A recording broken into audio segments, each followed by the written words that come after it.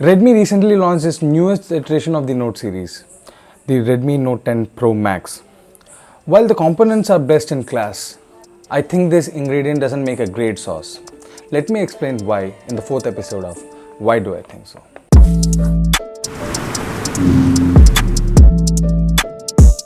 For a mid-range phone in a budget, you are getting a Super AMOLED display, 120Hz refresh rate, stereo speakers, 33 watt fast charging, a great battery 5020 to be precise, a nice build, and a great pair of cameras.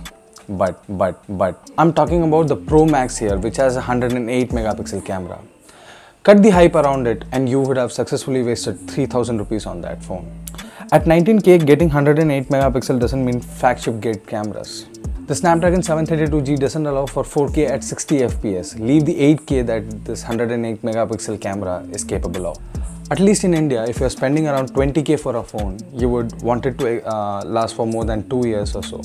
My personal speculation is 5G will be available within this year, and skimping on that doesn't make sense at all at 19K. So don't get me wrong here, the competition to this smartphone are not perfect either. For example, Realme X7, despite being a 5G ready phone, which has also got a faster charging, the display is subpar with 600 nits of peak brightness. In comparison, the Note 10 Pro Max can pull off 1200 nits of peak brightness. And the Mi 10i with an unnecessary 108 megapixel camera and a stupid IPS LCD display.